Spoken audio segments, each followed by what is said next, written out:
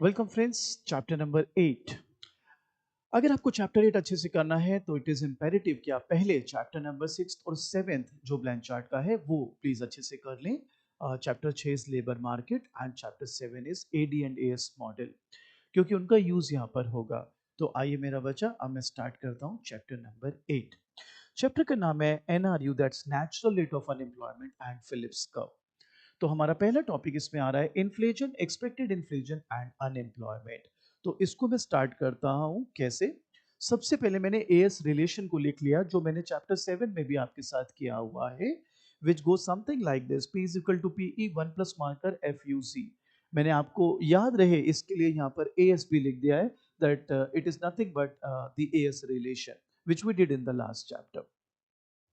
आपकी रीडिंग कहती है इसमें एफ यू जी को आप अज्यूम कर लो as 1 - alpha U plus ji.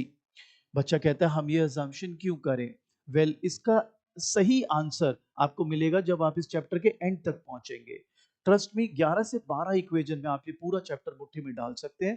So just hang in their, be patient and be attentive. 11-12 equation and you will be all over this chapter मेरा बच्चा।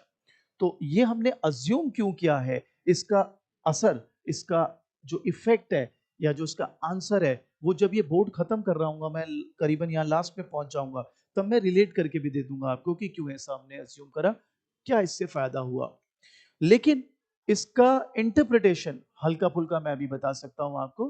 Basically ये बता ये रहा है कि अगर जी बढ़ेगा तो नॉमिनल वेज बढ़ जाएंगे, अनएम्प्लॉयमेंट रेट बढ़ेगा तो नॉमिनल वेजेस कम हो जाएंगे, और अल्फा कैप्चर करेगा effect of that unemployment rate on nominal wages. So basically unemployment rate अगर बढ़ेगा तो वेजेस कम होंगे, we know, but how much, that will be determined by the value of alpha.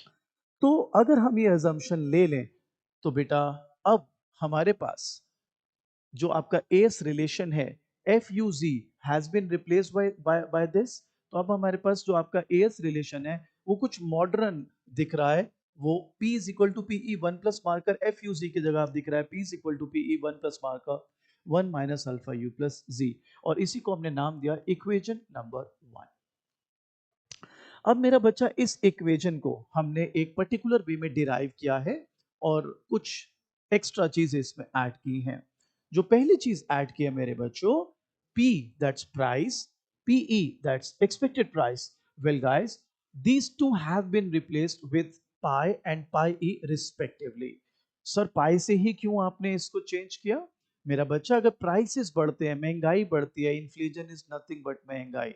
So I won't say they are identical, but they are closely related. That's why P has been replaced with pi and PE has been replaced with pi E। बच्चा कहता है ये particular form आपने कैसे निकाली? देखो बेटा, इसकी डेरिवेशन है, ये डेराइव करके इसको ऐसा निकाला है। बच्चे कहते हैं आप डिराइव करके क्यों नहीं दिखा रहे? ऐसा नहीं है मेरा बच्चा। I have got my notes.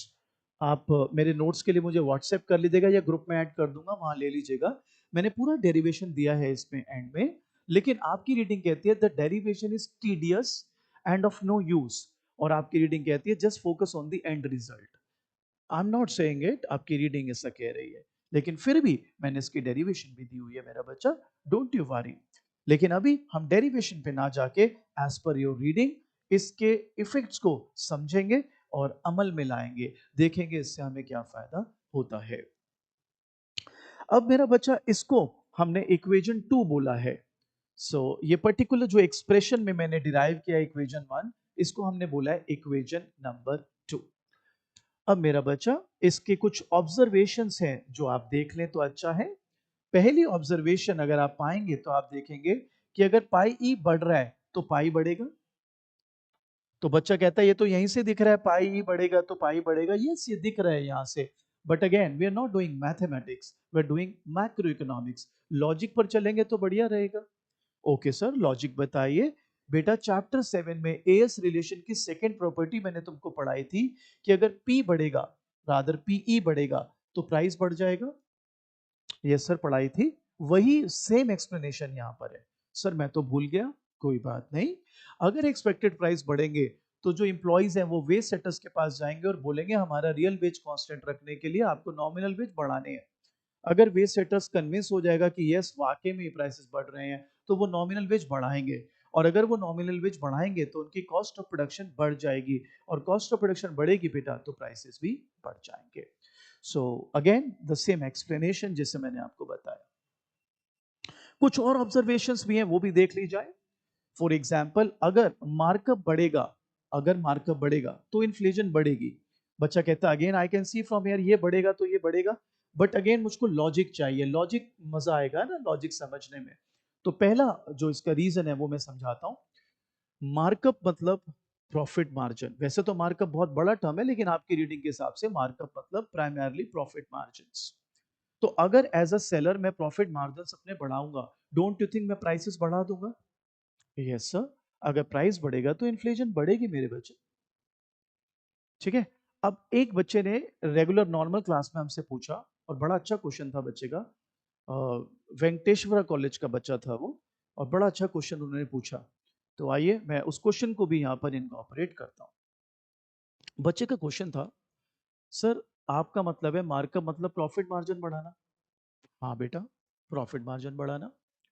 तो सर मैं प्राइस बढ़ाए बिना इन्फ्लेशन बढ़ाए बिना प्रॉफिट मार्जिन बढ़ा नहीं सकता। मैं बोला कैसे? कहता है सर एफिशिएंट होके कॉस्ट को कम करके। क्वेश्चन तो बहुत अच्छा है कि भाई प्रॉफिट मार्जिन ही तो बढ़ाना ना, मार्क का मतलब प्रॉफिट मार्जिन बढ़ाना। तो मैं कॉस्ट कम करके प्रॉफिट बढ़ा लेता हूं ना, why should I be increasing my prices? बहुत ही प्यारा क्वेश्चन है। आपको इसके आंसर के लिए पहले पीछे जाना पड़ेगा। आप याद करो चैप्टर 6 में आपने प्रोडक्शन फंक्शन क्या माना हुआ है? वेल प्रोडक्शन फंक्शन माना था y is equal to A N. A is equal to 1 मान लिया था, वाई एन बन गया था इज इक्वल टू। हाँ सर, तो क्या उससे क्या? बेटा आपको आपका प्रोडक्शन फंक्शन लेबर बेस्ड माना हुआ है आपने। हाँ सर। यानी आपकी मेन जो कॉस्ट ऑफ प्रोडक्शन है वो वेजेस है। हाँ सर। मेरे बेटा, वेजेस आप कम नहीं कर सकते। कैसे? अभी इस चैप्टर के लास्ट टॉपिक पे आपको प्रूव करके दिखाऊंगा क्यों वेजेस कम नहीं हो सकते। फिलहाल मैं एक छोटा सा एग्जांपल दे देता हूं आपको। सपोज आप लोग जो मेरा ये वीडियो देख रहे हैं, आप सभी मेरे एम्प्लॉइज हैं, और सबको मैं 100 रुपए देता हूं, यानी nominal wage 100 rupees, prices suppose 10 rupees हैं, तो आपका रियल वेज कितना हुआ?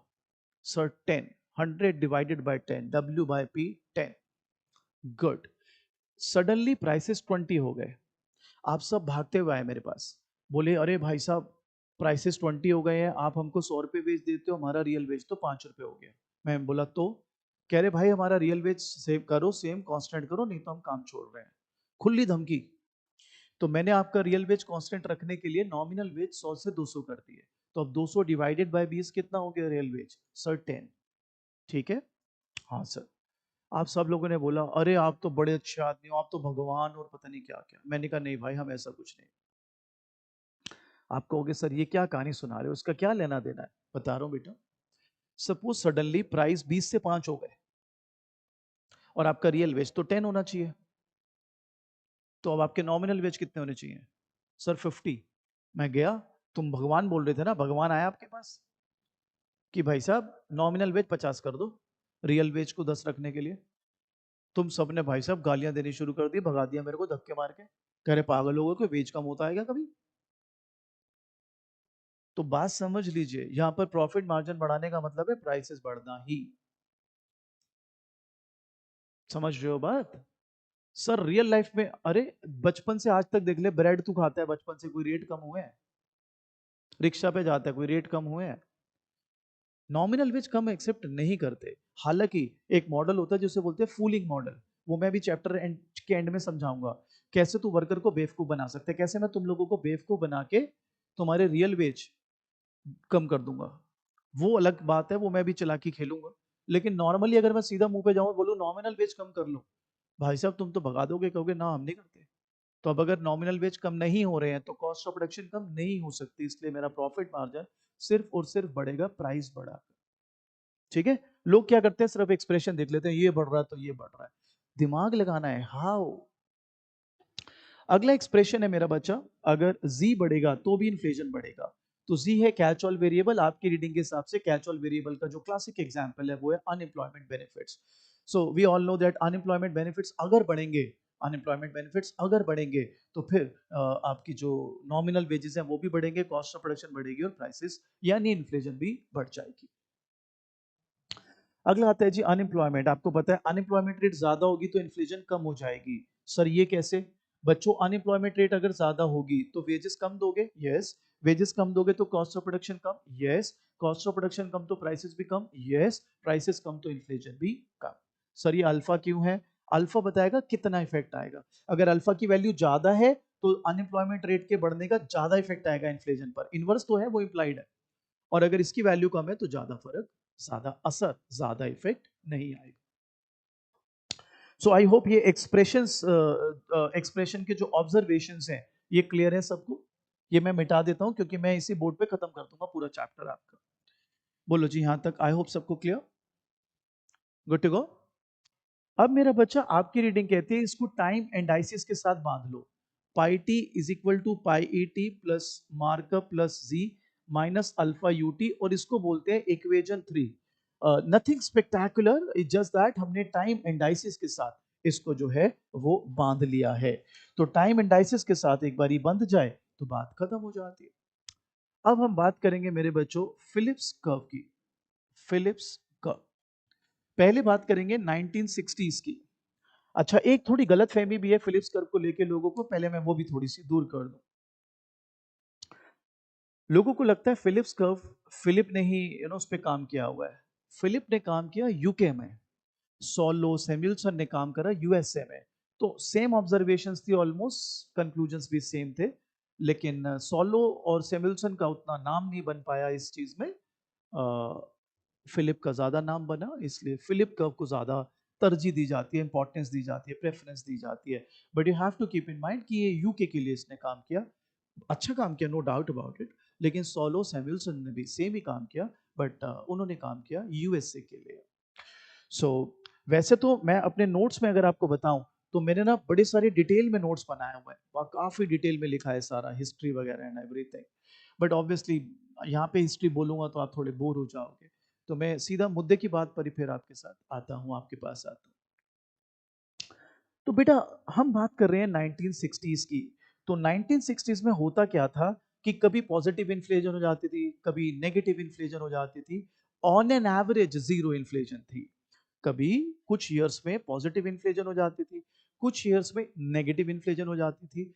इन a way on an average zero inflation थी।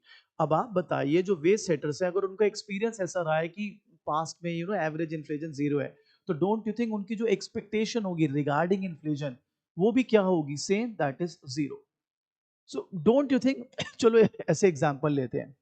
डोंट यू थिंक आप एक पर्टिकुलर जगह खाना खाने गए, ठीक है, बड़ा अच्छा लगा आपको खाना, तो अगली बारी जब आप जाओगे तो आपकी एक्सपेक्टेशंस क्या होंगी कि खाना बढ़िया होगा। Same here. अब अगर मैं कंसिस्टेंटली एक्सपीरियंस कर रहा हूं zero inflation on an average, तो as a wage setter don't you think मैं फ्यूचर में भी एक्सपेक्ट करूंगा कि इन्फ्लेशन जीरो ही रहेगी। इसलिए मेरा बच्चा यहां पर हम एक टर्म यूज कर रहे हैं, pi E T is equal to zero. तो बच्चा कहता है ये क्या है? Nothing, nothing, expected inflation during a given time period. Zero इसलिए एज्यूम कर रहा हूं क्योंकि मेरा एक्सपीरियंस जीरो वाला रहा। बोलिए जी क्लियर ये बात? तो सर इससे क्या होगा मैं बताता हूं। अब इससे मेरी एक इक्वेशन यहां पर तैयार होगी और वो कुछ इस प्रकार दिखेगी। नोटिस करिए मैंने क्या करा है यहां पर, नथिंग स्पेक्टेकुलर। आप इक्वेशन 3 को देखेंगे तो आप पाएंगे इक्वेशन 3 क्या कहती है। इक्वेशन 3 कहती है pi T is equal to pi T plus this minus this. ये जीरो है, इफ इट इज जीरो तो ये हट ही गया, अब सिर्फ ये रह गया। तो बच्चा कहता है इससे आप क्या शो करना चाहते हो? मैं ऑब्जर्वेशंस बताना चाहता हूं। एक मिनट के लिए इन दोनों को मैं कांस्टेंट रख देता हूं, क्योंकि ये तुम्हें पता है ये बढ़ेगा, ये बढ़ जाएगा, ये बढ़ेगा, ये बढ़ेगा, मैंने अभी सिखाई दिया। अब मेरा सारा फोकस सिर्फ इस पर और इस पर है। तो सर ये भी तो आपने सिखा दिया है। यार बात तो तू सही कह रहा है, सिखा तो मैंने ये भी दिया है कि अनएम्प्लॉयमेंट रेट कम होगा तो इन्फ्लेशन बढ़ेगा, और कितना बढ़ेगा वो डिपेंड करेगा on the value of alpha. लेकिन यहां पर ना फिलिप कर्व की एक्सप्लेनेशन में आपकी रीडिंग इसको थोड़ा बहुत ज्यादा इंपुटस देती है और इसके लिए एक पूरा कंसेप्ट सिखाती है। वो कंसेप्ट को कहते हैं wage price spiral. Wage price spiral. तो ना सिर्फ हम ये बता कर रहे हैं कि अनएम्प्लॉयमेंट कम होगी तो इन्फ्लेशन बढ़ेगी, अनएम्प्लॉयमेंट बढ़ेगी तो इन्फ्लेशन कम होगी, बल्कि क्यों कम होगी उसकी, या क्यों मतलब इनवर्स रिलेशन है, उसके लिए एक एक एक्सप्रेशन भी है, एक एक्सप्लेनेशन भी है, और उस एक्सप्लेनेशन को हमने बोला है वेज प्राइस स्पाइरल। तो बच्चा कहता है बताओ जी वो क्या होता है। एक कहानी के तौर पे आपको सिखाते हैं। सपोज मेरे पास वर्कर्स आए, अनएम्प्लॉयमेंट जो है कम थे, अनएम्प्लॉयमेंट रेट, तो वेजेस बढ़ गए। जैसे ही वेजेस बढ़ेंगे तो कॉस्ट ऑफ प्रोडक्शन बढ़ेगी, प्राइस बढ़ जाएंगे। Make sense. जो ही प्राइस बढ़ा तो वर्कर ने बोला मेरा तो रियल वेज गिर गया। मैंने कहा तो, कह रहा रियल वेज कांस्टेंट रखने के लिए मेरे को वेज बढ़ाओ, नॉमिनल वेज। मैंने बढ़ा दिए। अब आप बताओ जैसे ही मैं नॉमिनल वेज बढ़ाऊंगा तो कॉस्ट ऑफ प्रोडक्शन सर बढ़ जाएगी। आप बताइए अगर कॉस्ट ऑफ प्रोडक्शन बढ़ गई, अगर कॉस्ट ऑफ प्रोडक्शन बढ़ गई तो प्राइसेस सर बढ़ जाएंगे। तो अगेन वो आ गया मेरे पास, कहता है जी प्राइस बढ़ गई, मेरा रियल वेज कम हो रहा है, मेरा रियल वेज कांस्टेंट रखने के लिए नॉमिनल वेज बढ़ाओ।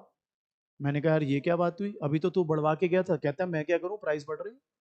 मैंने फिर उसके नॉमिनल वेज बढ़ाए, फिर कॉस्ट ऑफ प्रोडक्शन बढ़ गई, फिर प्राइस बढ़ गया। And don't you think it is a spiral, wage price spiral. You increase wages, cost of production rises, price rises, and again you come to the same thing, wages फिर बढ़ेंगे, फिर cost of production बढ़ेगा और फिर prices बढ़ जाएंगे। So that's wage price spiral for you. So ये मैंने again explain किया हुआ है पूरा, लेकिन again आपके पास उतना टाइम नहीं होता कि मैं इस वीडियो में पूरा दूं, लेकिन हाँ नंबर मेरा आपके पास है ही, या ग्रुप में आप एडिट होंगे ही, तो मेरे को व्हाट्सएप कर देना, मैं भेज दूंगा आपको। और कोई डाउट भी हो तो I am always there for you. चलिए अगले टॉपिक पर चलता हूं बेटा। अगला टॉपिक है म्यूटेशंस।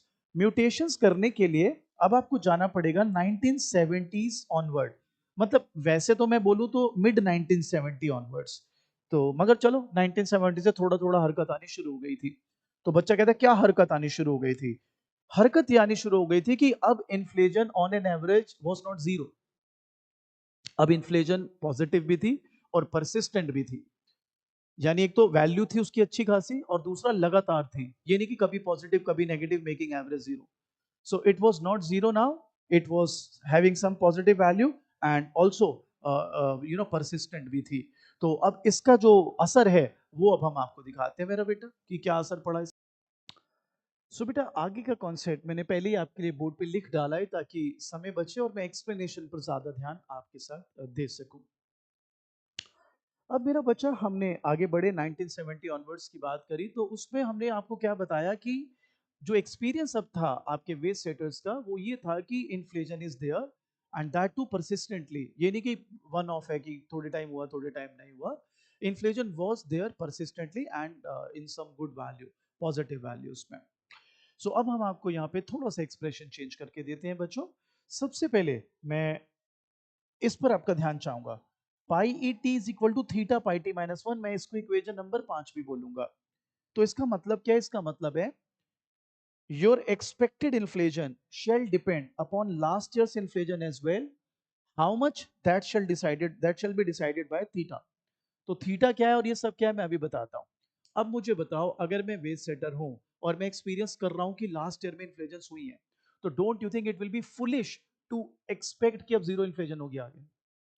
आप गड्ढे में गिर गए एक बारी तो आप आगे एक्सपेक्ट ये थोड़ा ना करोगे आप नहीं गिरूंगा। आप थोड़े सावधान हो जाओगे कि यार पहले भी गिरा हूं, ध्यान से चलो।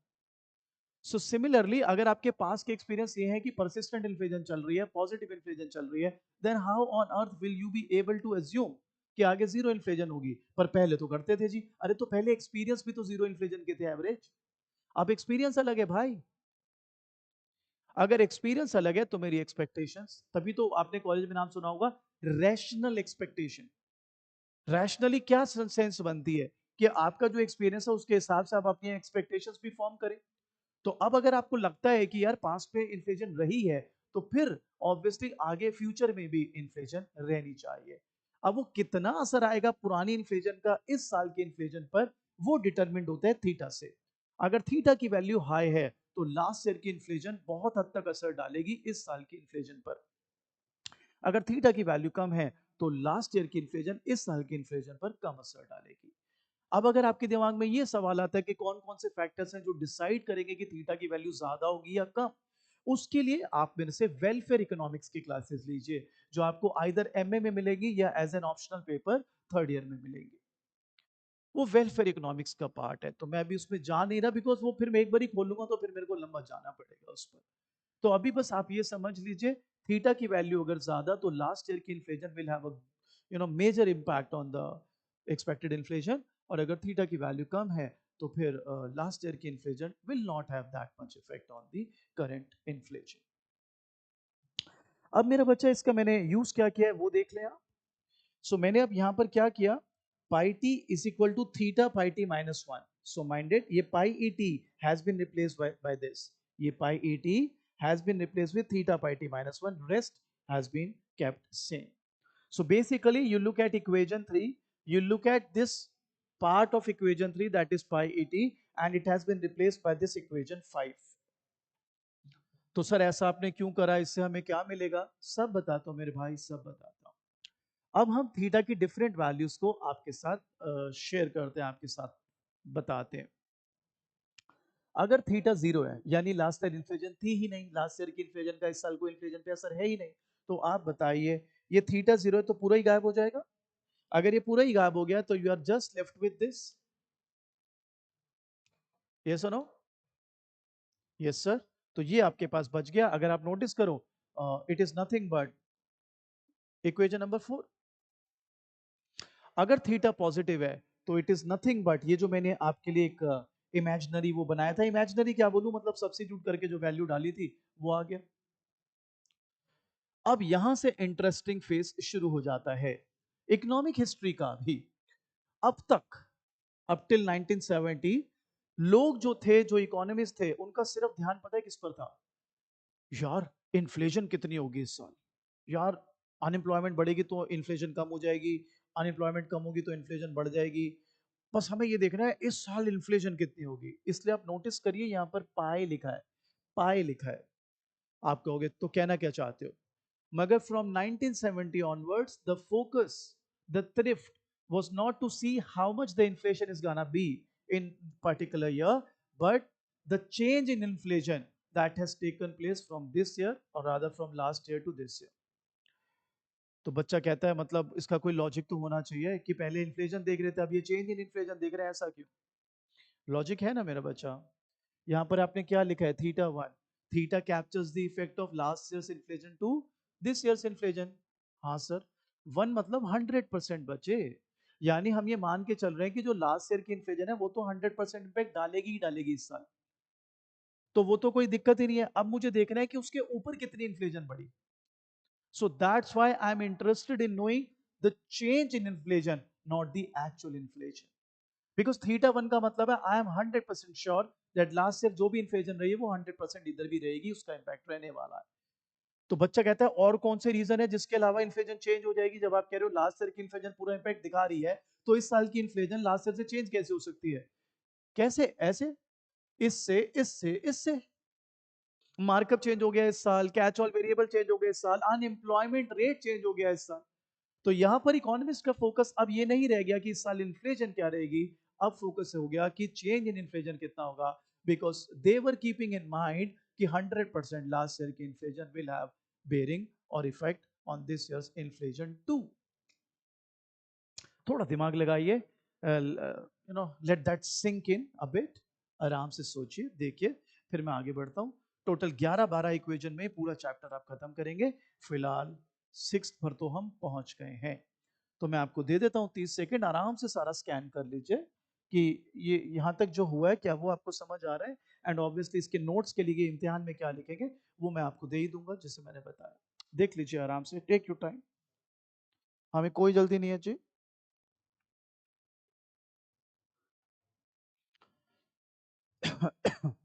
चलिए, आई होप अब सबको क्लियर है ये। अब हम बात करते हैं नेचुरल रेट ऑफ अनएम्प्लॉयमेंट की। अब हमारा जो टॉपिक शुरू हो जाएगा वो हो जाएगा नेचुरल रेट ऑफ अनएम्प्लॉयमेंट।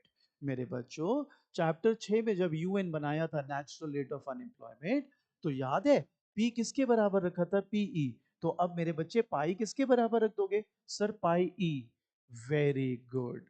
तो सर इसका यूज क्या होगा मैं अभी बताता हूं, बट पहले बताओ ये बात क्लियर हो गई मेरा बच्चा? हाँ सर ये तो क्लियर है। तो बेटा अब मैं लिख रहा हूं zero is equal to this minus this.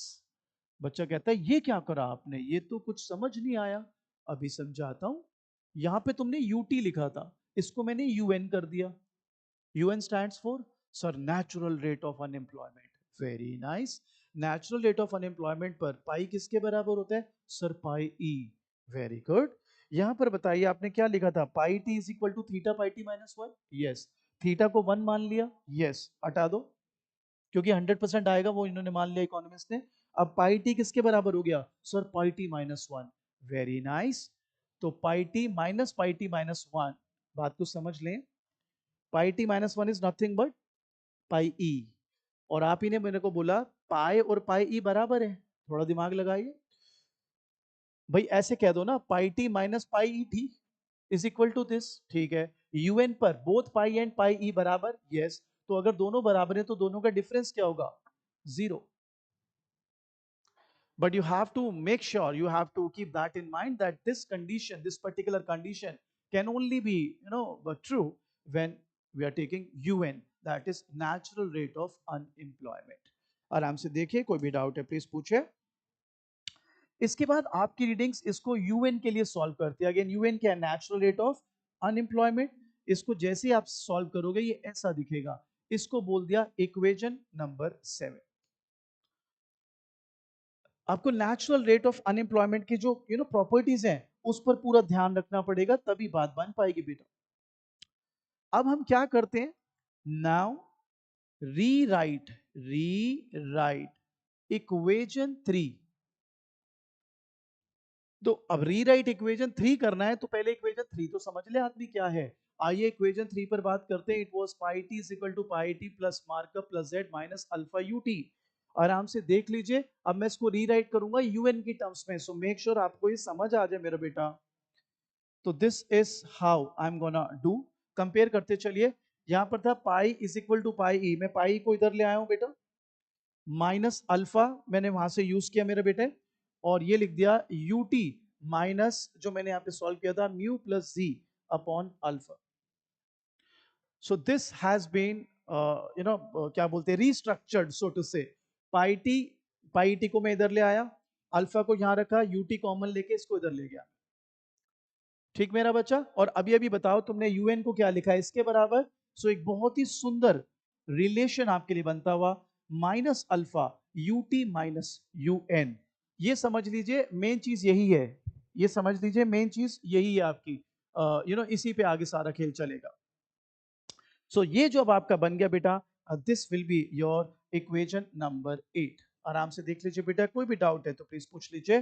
This is gonna be your equation number 8। Clear बेटा? अब क्लियर सबको ये। अब इसके जो रिपरकशंस हैं वो हम आपके साथ डिस्कस करते हैं मेरे बच्चे। Let's see. So I hope यहां तक क्लियर मेरा बच्चा, क्लियर यहां तक। आइए आगे बढ़ते हैं मेरे बच्चों। सो अब हम एक छोटी सी यहां पे ट्रिक करेंगे, हालांकि इतना जरूरी नहीं है वो ट्रिक, बट हैंडी है। तो अब हम इसको ऐसे लिख रहे हैं, pi T, I am so sorry, pi T minus pi T minus one is equal to minus alpha U T minus U N. इसको बोल दिया इक्वेशन नंबर 9। तो सर ये क्या करा है आपने, जैसे मैंने बताया इसको मैंने यहां से रिप्लेस कर दिया, pi T is equal to pi T minus one. तो सर कोई फर्क है, फर्क देखो अभी मैं स्टेटमेंट बोलूंगा ना तो स्टेटमेंट थोड़ा समझने में आसानी रहेगी, बाकी ऐसा कोई मेजर फर्क नहीं है। आइए समझाता हूं आपको मैं क्या कहना चाह रहा हूं। इसके ऑब्जर्वेशन बड़े ध्यान से करना बेटा, बहुत अच्छी ऑब्जर्वेशन है और काम की भी है। आप बताओ अगर ut is greater than un हो जाए, ut is greater than un हो जाए, मैथमेटिक्स में मत जाना, मैथमेटिकली तो कुछ भी प्रूव कर दे आदमी। ut ग्रेटर देन un है तो डोंट यू थिंक आपकी आज की अनएम्प्लॉयमेंट आपकी नेचुरल रेट ऑफ अनएम्प्लॉयमेंट से भी ज्यादा है? यस और नो? यस। अगर अनएम्प्लॉयमेंट रेट ज्यादा है तो वेजेस, सर, कम। वेजेस अगर कम होंगे तो कॉस्ट ऑफ प्रोडक्शन, सर, कम। प्राइसेस कम, इन्फ्लेशन कम। सो जो चेंज इन इन्फ्लेशन है बेटा, डेल्टा पाई लिख देता हूं, वो कम हो जाएगा। अनएम्प्लॉयमेंट अगर ज्यादा है तो इन्फ्लेशन का चेंज जो है वो कम हो जाएगा। और अगर मैथमेटिकली देखो ये एक्सप्रेशन वही तो कह रहा है, if this being greater than this, ये कम हो जाएगा। और अगर उल्टा चले, UT is less than UN, तो change in pi, change in inflation rate वो बढ़ जाएगा। Make sense? तो सर हम कर क्या रहे हैं, इसका पर्पस क्या है? बहुत प्यारा क्वेश्चन है आपका ये। देखो, अगर आपको इन्फ्लेशन कांस्टेंट रखनी है, अगर रखनी है इन्फ्लेशन इज कांस्टेंट, तो UT should be equal to UN. आप अगर यूटी यूएन के बराबर कर दो, ये पूरा डिसअपेयर हो जाएगा, तो सिर्फ क्या बचेगा, pi T is equal to pi E T और पाई टी माइनस वन। ये है इसका मेन खेल। ठीक है मेरा बच्चा, इसको नायरू भी कहते हैं, मतलब नॉन एक्सेलरेटिंग। तो यहाँ पर ऐसी अनएम्प्लॉयमेंट रेट होती है जिससे इन्फ्लेशन कांस्टेंट हो जाता है। आई होप यहाँ तक क्लियर। एक बारी फटाफट से क्विक रिव्यू ले लेते हैं, फिर आगे बढ़ते हैं। टोटल 9 इक्वेशन पे तो पहुंच गए, 10-11 इक्वेशन पे खत्म कर देंगे पूरा चैप्टर आपका बढ़िया से।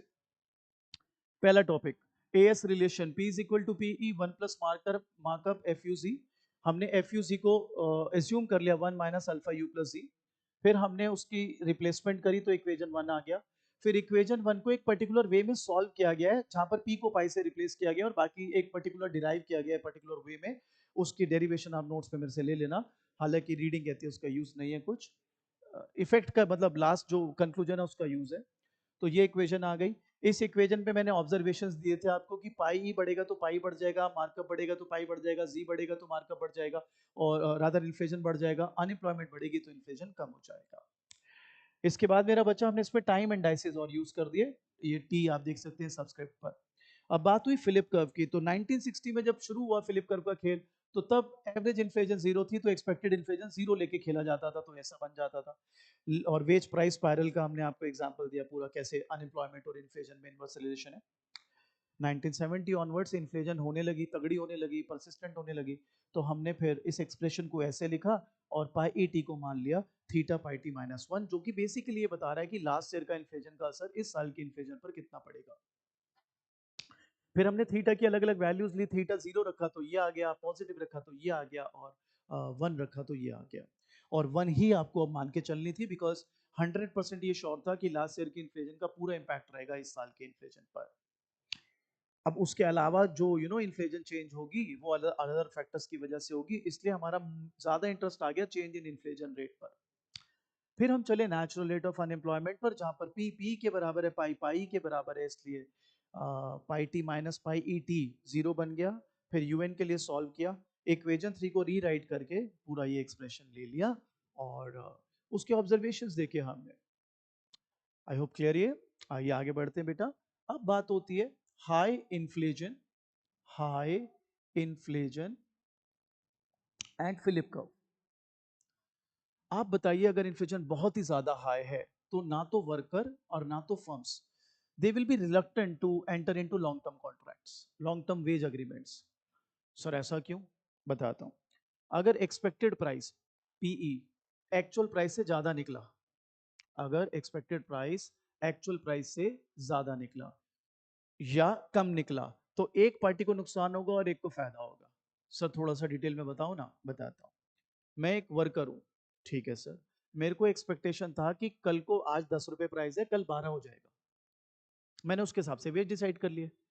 प्राइस निकल गया 15, क्योंकि इन्फ्लेशन बहुत ज्यादा है, हाई है। आप बताओ, मैंने तो 12 के हिसाब से वेज सेट कराए थे, प्राइस कितना निकला? 15, मेरा तो रियल वेज गया, भट्टा बैठ गया। और अगर अदर वे अराउंड होगा तो फर्म का भट्टा बैठ जाएगा। इसलिए जब भी हाई इन्फ्लेशन होगी, तो लॉन्ग टर्म कॉन्ट्रैक्ट पे तो नहीं जाने वाले लोग, वो बोलेंगे ना तो वर्कर खुश होगा ना फर्म। रिस्की है भाई। तो सर इसमें क्या करेंगे? इसको समझने के लिए आपको एक कंसेप्ट सीखना है। उस कंसेप्ट का नाम है wage indexation. Wage indexation. So wage indexation का मतलब होता है, जैसे इन्फ्लेशन बढ़ेगी आपके वेजेस वैसे ही बढ़ा दिए जाएंगे। लाइक 10% इन्फ्लेशन बढ़ी, ठक से आपका 10% वेज बढ़ा दिया। आप कहोगे यार ये तो बढ़िया है, ऐसा होता है क्या? नैरो सेंस में होता है ऐसा इंडिया में भी। जैसे अगर आपका कोई भी नजदीकी गवर्नमेंट जॉब्स में है, तो वो नहीं आता 7th पे कमीशन, 6th पे कमीशन, 5th पे कमीशन, वो क्या है? वो आपकी पेंशन भी बढ़ाते हैं टाइम के साथ, आपकी तनख्वाह भी बढ़ाते हैं। वो इज नथिंग बट वो ऑब्जर्व कर लेते हैं कितनी inflation I over a period of time, उसके हिसाब से आपकी वेज बढ़ा देते हैं। आप देखो पे कमीशंस के अनुसार आपके वेजेस बढ़ रहे हैं, काम थोड़ा ना ज्यादा कर रहे हो आप। तो that is a good example of ways indexation. लेकिन वेज इंडेक्सेशन का मेन मतलब क्या है, वो समझ लेते हैं कि 10% इन्फ्लेशन है तो 10% वेज हाथों हाथ बढ़ जाएंगे। आपकी रीडिंग ऐसा मानती है, एक लैम्डा करके टर्म ले लेती है। तो अगर जो जो लेबर एग्रीमेंट हुए, लेबर कॉन्ट्रैक्ट हुए, जो जो इंडेक्स्ड है, यानी इन्फ्लेशन होते ही नॉमिनल वेज बढ़ेंगे, वो लेमडा वाले हैं। और जो अदर देन है, जो उसमें नहीं है इंडेक्स, उनको बोल दिया 1 - लेमडा। अब मैं जो ऑब्जर्वेशन दे रहा हूं, आप बताना आप सहमत हैं कि नहीं। अगर तो इकोनॉमी में लेमडा ज्यादा है, यानी इंडेक्स्ड वाले वेज कॉन्ट्रैक्ट ज्यादा है, तो डोंट यू थिंक ये सीधे सीधे इन्फ्लेशन को इन्फ्लुएंस करेंगे? क्योंकि ठग से प्राइस बढ़ा, ठग से वेज बढ़े, ठग से कॉस्ट ऑफ प्रोडक्शन बढ़ी, ठग से प्राइस बढ़ा, वही वो वेज प्राइस स्पाइरल घूम जाएगा। ये एक्सपेक्टेड इन्फ्लेशन को इन्फ्लुएंस करेंगे। सर क्यों? देखो, मानो बात को समझो। 10% इन्फ्लेशन बढ़ गई, अगर इंडेक्स्ड है लेमडा वाले, तो 10% वेज हाथों हाथ बढ़ेंगे, हाथों हाथ ही इन्फ्लेशन दोबारा बढ़ जाएगी, क्योंकि वेज हाथों हाथ बढ़े, कॉस्ट ऑफ प्रोडक्शन हाथों हाथ बढ़ी एंड ऑन। लेकिन जो नॉन इंडेक्स्ड है, वहां पे भी 10% इन्फ्लेशन बढ़ी, लेकिन वो साल बाद, 6 महीने बाद मिलेगा अपने एम्प्लॉयर से और बोलेगा, सर मेरे लिए बड़ा टफ टाइम है सर, ऑफ लेट सर बहुत महंगाई हो रही है सर, प्लीज मेरे वेजेस बढ़ाइए। माइंडेड वो 10% इन्फ्लेशन 6 महीने या 1 साल पहले ही क्रीप इन हो चुकी है, लेकिन वेज इसके आज बढ़ रहे हैं उसके हिसाब से। तो अब जब आज वेज बढ़ेंगे, फिर कॉस्ट ऑफ प्रोडक्शन बढ़ेगी, प्राइस बढ़ेगी, इन्फ्लेशन बढ़ेगी, तो इन्फ्लेशन बढ़ रही है, but it is the expected inflation. अगर मैं वो जब स्टार्ट हुई थी 10% की इन्फ्लेशन, तब से देखूं, तो याद रखें लैम्डा वाले, इंडेक्स्ड वाले सीधे सीधे इन्फ्लेशन को अटैक करेंगे, और 1 - लेमडा वाले, दैट इज नॉन इंडेक्स, वो ऑब्वियसली एक्सपेक्टेड इन्फ्लेशन को अफेक्ट करेंगे। आराम से एक बार देख लीजिए, फिर मैं आगे बढ़ता हूं मेरा बेटा, और फिर इसकी जो इक्वेशंस है उनकी हम बात करते हैं।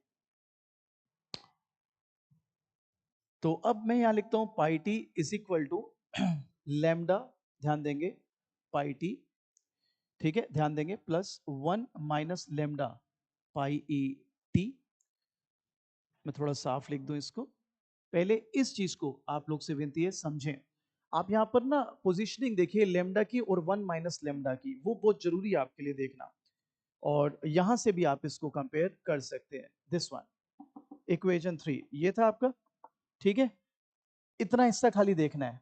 अब ये वाला तो हिस्सा रहा ही नहीं ना, अब ये वाला हिस्सा किस पर चला गया है? ये वाला चला गया है लैम्डा और 1 - लेमडा। अब आपसे विनती है, इस वाले को देखिए, ये मैंने राइट में डाल दिया, आप ये समझ लो, ठीक है। पाई टी -1 पाई ई टी एक ही बात है, अभी मैं उसको पाई टी को भी पाई टी -1 ही लिखूंगा, डोंट वरी। अब रेस्ट क्या है? Minus alpha U T minus U N. I hope वो कैमरा में आ रहा है, यस आ रहा है, ठीक है। अगेन जैसे मैंने बोला, चलो मैं कर देता हूं आपके लिए, फिर आप कहोगे कि यार ये अलग है वैल्यू। ये देखो, मैं ये लिख देता हूं, lambda pi T plus 1 - lambda pi T -1 minus alpha U T minus U N. आराम से देख लो, ये थोड़ा सा कैमरे का वो थोड़ा सा देख लीजिएगा प्लीज। इसको बोला गया है इक्वेशन नंबर 11, हमारे लिए हो गया इक्वेशन नंबर 10, सॉरी।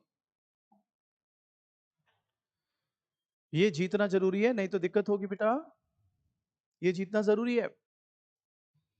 अब अगर मैं तुमसे बोलूं लैम्डा 0 है, तो मेरे को बताओ, अगर लैम्डा 0 है यानी कोई भी वेज इंडेक्स नहीं है, तो सारे के सारे नॉन इंडेक्स्ड हैं, तो सारे के सारे एक्सपेक्टेड इन्फ्लेशन को अफेक्ट करेंगे। हाँ सर, तो अब दिमाग लगाओ। अगर ये 0 है, मैं इसको ऐसे लिख देता हूँ पाई टी, तो ये तो खत्म ही हो गया मामला। 1 - 0 1, तो ये क्या बचा? पाई टी -1, यही बचा ना, minus alpha U T minus U N. Notice करो, ध्यान लगाओ, यही तो बचा बेटा। तो सर इसको थोड़ा अदब से लिख दो, मैंने कहा मतलब सर इसको ऐसे नहीं लिख सकते क्या? हाँ लिख सकते हैं। मजे वाली बात बताऊं? बताओ, यही तो है मेरे दोस्त। यानी जो नॉर्मल फिलिप करता है उसमें इंडेक्सेशन ले ही नहीं देते हम। और बच्चा कहता है अगर इंडेक्स हुआ तो, अगर इंडेक्स हुआ, सपोज लेमडा पूरा ही 1 ले ले चल तू, भाई सारे इंडेक्स्ड, तो तू बता फिर क्या बचेगा? फिर बचेगा sir pi T is equal to, again ये पाई टी, ये तो खत्म ही हो गया, हाँ। फिर minus alpha U T minus U N. बोल बोल, ध्यान लगा। अब अगर ये 1 हो गया तो तेरे पास बचने क्या वाला है? अगर ये 1 हो गया तो ये बचेगा। इसकी ऑब्जर्वेशन क्या है वो मैं तेरे को बताता हूं बेटे। अब इसको जरा ध्यान से समझना है, और अगर ये समझ आ जाता है तो खेल फिर आपका ऑलमोस्ट आपकी जेब में ही है, आपकी मुट्ठी में ही है। आप आराम से फिर उसको क्रैक कर सकते हैं। सो बेटा बेसिकली यहां पर अब हम क्या समझने वाले हैं? हम ये समझने वाले हैं कि ये जो अब हमारे पास बचेगा अल्फा, ये तो हमने सिर्फ एक्सप्रेशन के लिए दिखाया। हमारे पास बचेगा पाई टी माइनस 1। कैसे वो अभी देखते हैं बेटे। सो बेटा 1 के साथ आपने देख लिया क्या एक्सप्रेशन बनता है। अगर मैं सिंपली बोलूं पॉजिटिव है तो फिर पॉजिटिव में आप आपकी इक्वेशन नंबर 10 को जो है दोबारा देखेंगे तो पाएंगे ये बचेगा माइनस अल्फा, ध्यान देंगे 1 माइनस लैम्डा, और ये हो जाएगा U T minus U N. I am sorry थोड़ा स्पेस कंस्ट्रेंट हो गया, बट ऑब्वियसली मैं आपको समझा देता हूं ये कहना क्या चाहते हैं इसके थ्रू। ये बेसिकली ये बता रहा है बेटा कि ये लैम्डा पॉजिटिव के साथ है माइंडेड। तो अगर लेमडा की वैल्यू पॉजिटिव है तो ये मान के चलेगा एक्चुअल इन्फ्लेशन बड़ी ज्यादा होगी, चेंज इन इन्फ्लेशन ज्यादा होगा। जस्ट बिकॉज सिंपल बात है कि अगर इंडेक्सेशन ज्यादा है तो फटाफट से इन्फ्लेशन बढ़ती जाएगी, फटाफट से कॉस्ट ऑफ प्रोडक्शन भी बढ़ती जाएगी, फटाफट से प्राइसेस भी बढ़ते जाएंगे। So I think what 10 equations and we are almost there, खत्म हो गया आपका ये पूरा चैप्टर। अब इसमें एक टॉपिक और है which is deflation and Philip curve. तो मैं आपको पहले बता दूं डिफ्लेजन और फिलिप कर्व साथ साथ नहीं चलते। अब मैंने वो जो एग्जाम्पल दिया था आपको भगवान वाला, उसी एग्जाम्पल पर मैं वापस आता हूं। आप बताइए डिफ्लेजन क्या है? प्राइसेस गिर गए, गिर गए। अगर प्राइसेस गिर गए और आपको रियल वेज कांस्टेंट रखना है तभी तो अनएम्प्लॉयमेंट रेट कांस्टेंट रहेगी, तो आपको वेजेस घटाने पड़ेंगे, नॉमिनल वेजेस घटाने पड़ेंगे। तो बताइए क्या एज वर्कर आप घटा लेंगे? Would you? नहीं सर मैं तो नहीं घटाऊंगा सर, मैं तो नहीं घटाऊंगा सर। तो बात तो वही है ना, आप जब वेजेस घटाएंगे नहीं तो ऑब्वियसली चलेगा कैसे फिलिप का? कोई इनवर्स रिलेशन बनेगा ही नहीं। तो सर आपने तो कहा था हम बेवकूफ बना के कर सकते हैं। बेवकूफ मैं बना देता हूँ, और एक्चुअली में इसको बोलते हैं फूलिंग मॉडल। तो आइए बेवकूफ तो मैं जरूर आपको यहाँ पर थोड़ा सा बना सकता हूँ। मैं क्या बनाता हूँ, प्रोड्यूसर्स बनाते। देखिए सपोज आपको मैं 100 रुपये नॉमिनल वेज दे रहा हूँ, प्राइसेस 10 रुपए हैं, तो आपका रियल वेज कितना हो गया? 10। ठीक है। अब सपोज मैं as as wage setter, as employer ये नॉलेज रख रहा हूं कि प्राइस जो है 20 रुपए हो गया है। ठीक है। वर्कर्स को उतनी नॉलेज नहीं होती क्योंकि उनकी मार्केट इन्फॉर्मेशन कम होती है, वो over a period of time realise करते हैं, या आप एक्सपेक्टेशन में सीखेंगे भी। अब जैसे ही प्राइस बढ़े, मैंने अपने वर्कर को बोला कि यार मैं ना तेरे से बहुत खुश हूं, मैं तेरे को 150 रुपए दूंगा नॉमिनल वेज। ओ भाई साहब वो तो इतना खुश हो गया, कहता क्या बात कर रहे हो, नॉमिनल वेज 150? वो तो घर जाके मिठाइयाँ बांट रहा है। अब आप बताइए नॉमिनल वेज बढ़ा है लेकिन रियल वेज तो कम हुआ है क्योंकि प्राइस तो 10 से 20 हो गए। So if is not aware, that is worker is not aware, and in most of the cases workers are not, उनके पास इतनी इन्फॉर्मेशन नहीं होती ना, अखबार वगैरह डेटा वगैरह नहीं होते। So that is where the problem will be there. तो आप क्या कर सकते हैं यहाँ पर, आप नोटिस करो आपने रियल वेज कम करके उसको एक्सेप्ट भी करवा लिया उससे, लेकिन ये ऑब्वियसली फूलिंग मॉडल है। एक दूसरा स्कूल ऑफ थॉट आता है कि सर अगर डिफ्लेशन होगा तो अनएम्प्लॉयमेंट रेट जैसे ही बढ़ेगी तो डिफ्लेशन बहुत डीपली नीचे जाएगा। बिल्कुल सही बात है, यानी ग्रेट डिप्रेशन हो जाएगा। अब आप बताइए ग्रेट डिप्रेशन एक ही तो बारी हुआ है, तो इकोनॉमिस्ट कहते हैं यार वो एक बारी हो गया गलती से। ग्रेट डिप्रेशन नॉर्मल नॉर्म्स ना बनाए, ये रेगुलर बेसिस पर होने वाली चीज नहीं है। So quick revision and this chapter is over. आइए बात कर लेते हैं S relation, F U G being this replaced, then this equation one has been derived in this manner. उसके बाद टाइम इंडाइसेस लगा दिए गए। फिलिप कर्व में शुरू में माना गया एक्सपेक्टेड इन्फ्लेशन जीरो है, और फिर इसलिए हमारा ये बन गया पाई टी जीरो, तो ये बच गया हमारे पास। 1970 ऑनवर्ड्स हमने एज्यूम करा नई नई इन्फ्लेशन होती है, और लास्ट ईयर की इन्फ्लेशन कितना असर डालेगी वो थीटा की वैल्यू डिसाइड करेगी। फिर हमने जहां पर पाई ई टी था दिस वन, इसको रिप्लेस कर दिया theta pi T minus one से। थीटा जीरो है तो ये आ जाएगा, थीटा पॉजिटिव है तो ये आ जाएगा, थीटा वन है तो ये आ जाएगा।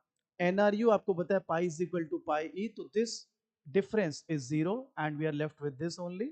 फिर यूएन के लिए सॉल्व किया, रीराइट करा इक्वेशन थ्री को विच इज दिस। सो हमारे हमने ये इधर ले लिया, अल्फा को कॉमन लिया, ये हमारे पास बचा U T minus markup plus G upon alpha. And obviously this equals UN, उसको वहां पे रिप्लेस कर दिया, पाई ई टी की जगह पाई टी माइनस 1 लिख दिया. This is the actual Philip curve relation which we are interested in. फिर हमने उसको ऑब्जर्वेशन दिया कि यूटी यूएन से ज्यादा होगा तो क्या हो जाएगा, यूटी यूएन से कम हो जाएगा तो क्या होगा, and if you want our inflation rate to be constant, UT must equal UN. फिर हमने बात करी अगर बहुत हाई इन्फ्लेशन हो जाए तो फिलिप कर्व कैसे काम करेगा. उसमें हमें वेज इंडेक्सेशन यूज किया. अगर वेज इंडेक्स्ड है, मतलब आपके जो लेबर कॉन्ट्रैक्ट है वो इंडेक्स्ड है, तो लेमडा. अगर जो इंडेक्स नहीं है वो 1 माइनस लेमडा. और फिर हमने एक स्पेशल टाइप का एक एक्सप्रेशन बनाया लेमडा पाई टी के साथ, क्योंकि एक्चुअल इन्फ्लेशन को फिट करेगा. 1 माइनस लेमडा जो नॉन इंडेक्स है ये एक्सपेक्टेड इन्फ्लेशन को इन्फ्लुएंस करेगा, रेस्ट सेम रखा. उसके बाद इसको मैंने ऐसे भी लिख दिया पाई टी की जगह पाई टी माइनस 1. अगर लैम्डा 0 है तो आपको बताया था ये गायब हो जाएगा, ये सिर्फ इतना एक्सप्रेशन बचेगा और ये नॉर्मल इसी की तरह वापस आ गया. अगर तो लैम्डा 1 है तो ऑब्वियसली फिर तो ये खाली यही बचेगा, और ऑब्वियसली रेस्ट आपके पास ये तो खत्म हो जाएगा, ये बचेगा. तो इस केस में आप ये मान के चलोगे कि पूरा की पूरी इन्फ्लेशन इन्फ्लुएंस्ड रहेगी आपके वेज इंडेक्सेशन के साथ. और अगर लैम्डा पॉजिटिव है तो फिर ये वाला पर्टिकुलर एक्सप्रेशन सॉल्व करके ऐसा दिखेगा. और अभी अभी हमने बताया डिफ्लेशन के अंदर there is no role, no functioning of Philip का.